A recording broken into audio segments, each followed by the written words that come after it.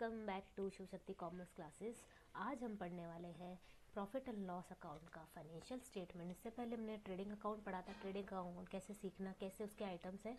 उसके बाद हम क्या पढ़ेंगे, P&L के हम सारे फॉर्मेट के आइटम्स को एक बार रीड आउट करेंगे, एक बार समझेंगे कैसे कैसे आते हैं।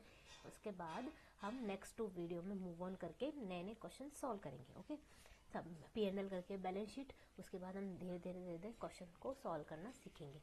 सो हम बिना टाइम वेस्ट करे हुए हमारी क्लास को स्टार्ट करते हैं। ये प्रॉफिट एंड लॉस अकाउंट पढ़ने वाले हैं। उससे पहले मैं कल इससे पहले आपने वीडियो नहीं देखी तो आप इससे पहले का पार्ट देख लीजिएगा, एंड स्क्रीन पे आ जाएगी। और प्लेलिस्ट बनी हुई है फाइनेंशियल स्टेटमेंट से, तो आप उसको कर सकते हो। और इससे पहले की वीडियो में हमने ये देखा था, एक बार स्क्रीन दिखा देती हूँ। मैंने ट्रेडिंग अकाउंट बनाना सीखा, ओपनिंग स्टॉक, परचेज रिटर्न, ये सब है। इसके बाद जब ये ग्रॉस प्रॉफिट आता है तो ये जीपी से यहाँ ये ग्रॉस प्रॉफिट आएगा, ये ग्रॉस लॉस आएगा। ठीक है, P&L के स्टेटमेंट में हम क्या करेंगे, प्रॉफिट एंड लॉस स्टेटमेंट आपको पता है ये क्या है, इसका एक्सटेंशन है। किसका एक्सटेंशन है? ट्रेडिंग अकाउंट का एक्सटेंशन है। क्या है ये? एक्सटेंशन और ट्रेडिंग अकाउंट, मतलब ट्रेडिंग अकाउंट के आगे हम P&L अकाउंट बनाते हैं। तो आपको पता है कि इसका फॉर्मेट ऐसे ही होने वाला है। और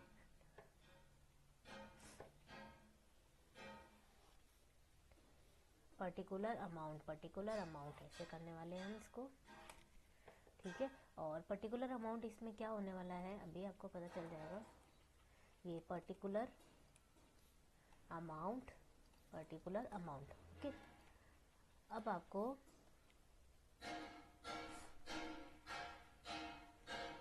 ये यहाँ पे जो हमने ट्रेडिंग अकाउंट का अगर प्रॉफिट आया, ग्रॉस प्रॉफिट आया, तो उसको हम ट्रांसफर करेंगे। कैसे करेंगे? ये हमारा अगर ग्रॉस प्रॉफिट आया तो इसको हम यहाँ लिखेंगे बाय जीपी। ठीक है, ग्रॉस प्रॉफिट। अगर आपका ग्रॉस लॉस आता है तो आप उसको इधर से इधर ट्रांसफर करते हो। जैसे ग्रॉस लॉस आया, आप इसको इधर से इस तरफ लेके आओगे तो उसको क्या करोगे, टू ग्रॉस लॉस आ जाएगा। ठीक है, दोनों में से कुछ भी आ सकता है। ठीक है, आपको ये देखना है कि प्रॉफिट आया तो किस तरफ आएगा और लॉस आया तो किस तरफ आएगा। अब इसके बाद में क्या है, हमारे पहले हम क्रेडिट साइड के आइटम को देखते हैं। क्रेडिट साइड में यहाँ कौन से आइटम आते हैं, जो भी हमें इनकम मिली हुई रहती है। कौन सी? कोई भी इनकम रिसीव होती है, कैसी भी इनकम हो सकती है। वो इनकम किस टाइप की? इनडायरेक्ट इनकम होगी कोई भी, तो आपको उसको देखना है। ठीक है, अब इनकम कैसे, इनकम की एग्जांपल देख लो। इंटरेस्ट रिसीव है ना, कोई इनकम रिसीव है तो उसमें कौन कौन से टाइप की इनकम रह सकती है आपकी? इनडायरेक्ट इनकम, सारी की सारी इनडायरेक्ट इनकम पे फोकस करना है। इंटरेस्ट रिसीव बाय, और आपके डिविडेंड रिसीव, डिविडेंड भी हमारी इनकम होती है। ठीक है, डिविडेंड रिसीव, और आपके क्या होंगे, आपके इंटरेस्ट, डिविडेंड, कमीशन हो गया, कोई रेंट हो गया आपका, है ना। रेंट रिसीव मतलब रेंट भी आपने ले लिया, वो भी हो सकता है। ठीक है, तो बाय रेंट अकाउंट हो सकता है। ठीक है, और डिस्काउंट ऑन, मतलब कोई डिस्काउंट मिला हमें, किसी भी चीज़ पे डिस्काउंट मिला तो डिस्काउंट रिसीव अकाउंट। और क्या हो सकता है आपका, और आप बैड डेट, अगर बैड डेट होते हैं तो वो हमारा एक्सपेंस होता है। लेकिन बैड डेट जो डेटर बैड डेट हो गए, उन्होंने अगर पैसा दे दिया तो बैड डेट रिकवर, तो वो भी हमारी इनकम हो जाएगी बाय बैड डेट रिकवर। ठीक है, ये हो जाएगी बैड डेट रिकवर। और आपके और क्या हो सकते हैं, और भी बहुत सारी चीज़ें हो सकती है। आपको कोई रॉयल्टी मिल रही है, रॉयल्टी अगर पे कर रहे हो तो आपका एक्सपेंस है, और रॉयल्टी अगर रिसीव हो रही है मतलब आपको मिल रही है पैसा, तो इनकम हो गई आपकी, इनडायरेक्ट इनकम हो गई। ठीक है, और क्या हो सकता है आपके, अभी देखते हैं और इसको कंटिन्यूअसली हम कंप्लीट करते हैं। इसका फॉर्मेट बहुत अच्छा है, बहुत सी चीज़ें इसमें कवर होती है। अब आपको इसको देखना है। ओके, तो बाय और भी इसको मिसलेनियस इनकम के नाम से, मतलब इसके अलावा भी कोई अदर देन इनकम हो गई तो वो आपकी मिसलेनियस इनकम के नाम से आ जाएगी। ठीक है, इसके अलावा हम देखेंगे कि डिस्काउंट मिला हमें कहाँ से, किसी से भी डिस्काउंट हो सकता है। डिस्काउंट रिसीव किसी से भी, इसके पार्ट देख लो। कोई क्रेडिटर से डिस्काउंट मिला, ठीक है, डिस्काउंट ऑन डेटर, मतलब डिस्काउंट ऑन डेटर हमने दिया, डिस्काउंट ऑन डेटर हम देते हैं और क्रेडिटर से हमें डिस्काउंट मिलता है तो वो हमारी इनकम हो गई। और कौन सा डिस्काउंट हो गया, डिस्काउंट कमीशन हो गया, बिल पे हमें डिस्काउंट मिल गया, डिस्काउंट ऑन बिल। ठीक है, रिसीव हो गया हमारा। और हम क्या करेंगे, परचेज पे डिस्काउंट मिल गया हमें, डिस्काउंट रिसीव ऑन परचेज, हमने कोई ऐसी परचेज करी उस पर हमें डिस्काउंट रिसीव हो गया। ठीक है, और ड्यू एंड रिसीव ये हो गया हमारे इनडायरेक्ट एक्सपेंस। सन्ड्री इनकम भी बोल सकते हैं इसको, डिस्काउंट। और मिसलेनियस इनकम, मतलब और भी कुछ बची हुई इनकम होगी तो वो सब मिसलेनियस इनकम में आ जाएगी, ठीक है। ये आइटम हमारे आते हैं, मतलब मैंने आपको इसमें ऑलमोस्ट ज़्यादातर आइटम बता दिए हैं। तो बिल वाला क्या होता है, रिन्यू करवाते हैं तब हमें डिस्काउंट मिलता है, कुछ ना कुछ डिस्काउंट हमें मिलता है क्योंकि हम पेमेंट कर रहे हैं। अगर टाइमली पेमेंट कर रहे हैं, प्रॉम्प्ट पेमेंट कर रहे हैं तो हमें डिस्काउंट मिल जाएगा, ठीक है। आपको ये चीज़ें को थोड़ा ध्यान रखना है। और क्या है हमारा प्रोविजन। कोई हमारा ऐसा प्रोविजन है जो हमने यूज़ नहीं करा, प्रोविजन फॉर बैड डेट, जो क्रेडिट साइड में है। क्रेडिट एक तो डेबिट साइड में होता है प्रोविजन बनाते हैं, और क्रेडिट साइड में प्रोविजन हमने यूज़ नहीं करा, वो हमारी इनकम हो जाती है, ठीक है। अब आपको ये तो आपकी बाकी क्वेश्चन है आपकी जो क्या बोलते हैं हम, जैसे जैसे आपके क्वेश्चन आएंगे ना, आपको तरीके वैसे वैसे आपकी इस चैप्टर में क्लैरिटी आती जाएगी, ठीक है। ये मोटा मोटा आपको बहुत 90% मतलब ये चीज़ें इसमें कवर हो जाएगी आपकी। बाकी आपके क्वेश्चन के अकॉर्डिंग हम देखेंगे। बिल्कुल ये सारी इनकम होती है, इनको क्या बोलते हैं, इनडायरेक्ट इनकम। क्या बोलते हैं, इनडायरेक्ट इनकम। या बिल्कुल आपकी इसमें नॉन ऑपरेटिंग आइटम भी हो सकते हैं, इसमें ऑपरेटिंग आइटम भी हो सकते हैं, ठीक है।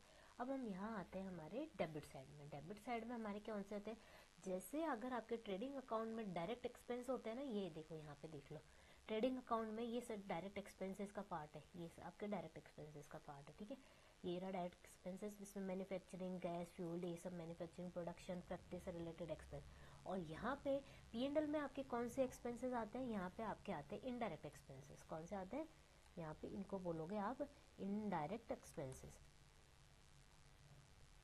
क्या बोलोगे, इनडायरेक्ट एक्सपेंसेस। ये हो गए इनडायरेक्ट। अब इनडायरेक्ट एक्सपेंसेस में कौन कौन से हो सकते हैं, ये सारे आपके आइटम अभी बता देते हैं।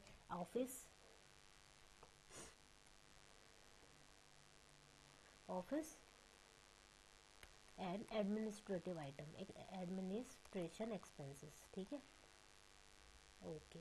अब इस ऑफिस एंड एडमिनिस्ट्रेशन एक्सपेंसेस में इसके बहुत से पार्ट हो सकते हैं। जैसे अगर आपने ऑफिस का रेंट दिया, ऑफिस रेंट, इसमें आपने टेलीफोन चार्जेस आपने दिया, लीगल चार्जेस, टेलीफोन के एक्सपेंसेस, टेलीफोन के कोई भी चार्जेस हो गए, प्रिंटिंग, लीगल चार्जेस भी आएंगे, वो बाद में आएंगे। और प्रिंटिंग एक्सपेंसेस हो गए आपके, ठीक है। और आपके हो गए इंश्योरेंस। ऑफिस में लीगल चार्जेस मतलब कोई हमने कुछ ऐसा कहीं हमारी पिटीशन चल रही है, कुछ केस फाइल हुआ है, या कुछ भी हमारी नॉर्मल कोर्ट के कुछ चल रहे हैं, तो लीगल चार्जेस, कोई भी लीगल चार्जेस, कोई पेनल्टी लग रही है आपकी, या तो वो चार्जेस आपके लीगल चार्जेस में आ जाएंगे।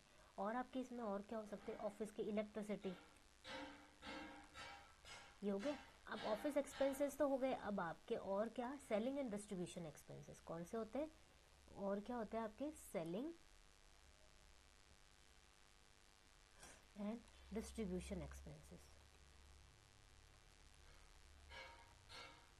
ठीक है। सेलिंग एंड डिस्ट्रीब्यूशन में क्या होता है, आपके कैरीज आउटवर्ड। अब आपको इसके पहले भी बताया था, कैरीज इनवर्ड हमारा आता है ट्रेडिंग अकाउंट में, कैरीज आउटवर्ड आता है P&L में, ठीक है। इनवर्ड में परचेज से रिलेटेड आइटम, कैरीज आउटवर्ड में सेल से रिलेटेड आइटम आपको देखना। कैरीज आउटवर्ड आ गया आपके सेल्स की, सेल्समैन की सैलरी हो गई, कोई भी सैलरी, किसी भी पर्सन की सैलरी आ गई आपकी इसमें डिस्ट्रीब्यूशन एक्सपेंसेस में। फ्रेट आउटवर्ड हो सकता है, फ्रेट इनवर्ड आपको पता है, अगर हमने माल खरीदा, ठीक है, माल खरीदा तो आपने फ्रेट इनवर्ड आ गया। लेकिन यहाँ पे आपने माल बेचा, उस टाइम पे भी, बेचते टाइम पे हमने माल किसी को ऐसे लोडिंग के लिए दिया, तो उसमें भी खर्चा आएगा। मंगाते टाइम तो आता है, जाते टाइम भी आएगा, ओके। एडवर्टीजमेंट एक्सपेंसेस आपके हो गए। कोई आपके कोई कौन से गोडाउन के कोई एक्सपेंसेस, गोडाउन मतलब कोई स्टोरेज की, सेल्स के टाइम पे, है ना, आपको ये चीज़ ध्यान में रखनी है। डिस्काउंट आपने अलाउ कर दिया, ये डिस्काउंट अलाउ हो गया, डिस्काउंट अलाउ, ठीक है, अलाउड कर दिया आपने, ओके। कोई कमीशन दिया आपने, कमीशन हो गया आपका, टू कमीशन। और कोई बैड डेट हो गई, यहाँ पे आपको बैड डेट आना है, ठीक है, बैड डेट आ गया आपका। और आपने कोई और भी फाइनेंशियल एक्सपेंसेस, ठीक है। अब ये हो गए आपके 2-3 कैटेगरी के, आपको ये चीज़ ध्यान में रखनी है। बस थोड़ा सा इसमें एक चीज़ है, अदर एक्सपेंसेस, अभी बताते हैं।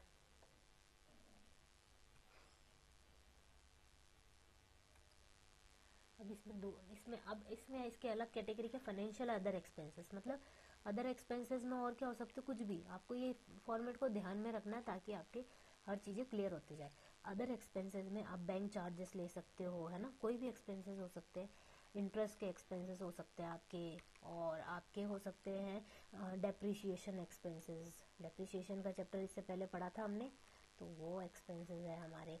और ऑडिट फीस, कोई ऑडिट की फीस दे दी हमने तो ये फीस है। और हमारे loss by fire, loss by accident, loss by fire, accident हो गया या कुछ भी हो गया, है ना, थेफ्ट हो गया, चोरी हो गई आपके, ये है। और कौन से एक्सपेंसेस होते हैं, miscellaneous and sundry. Miscellaneous and sundry का मतलब है कि इसमें कुछ पी एंड एल का फॉर्मेट होता है, तो उसमें एकदम फिक्स कैटेगरी नहीं है कि ये एक्सपेंसेस ही आएंगे, ये आएंगे। इसके अलावा भी ऐसे एक्सपेंसेस हो सकते हैं जो पी एंड एल से रिलेटेड हो, जो ट्रेडिंग से रिलेटेड हो, इसलिए मिसलेनियस कुछ इसके अलावा बचे कुछ एक्सपेंसेस।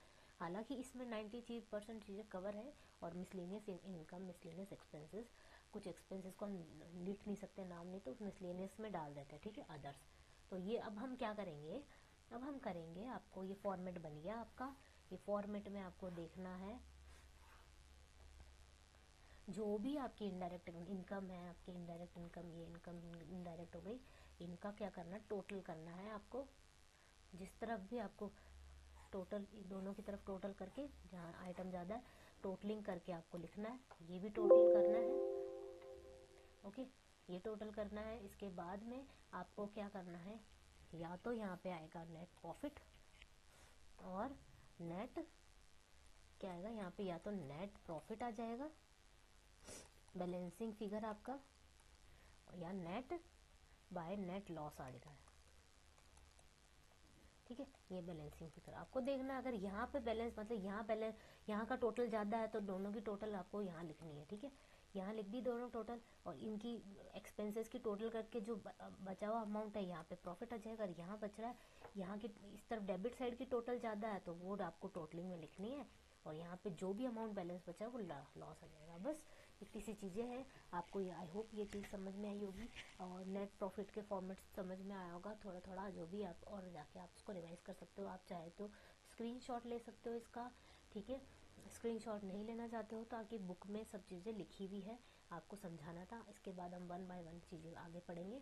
अगर आपको ये चैप्टर समझ में आ रहा है तो आप लाइक करें, चैनल को शेयर करें ज़्यादा से ज़्यादा, और कमेंट करके बता सकते हैं कुछ डाउट हो तो। Okay, so thank you so much.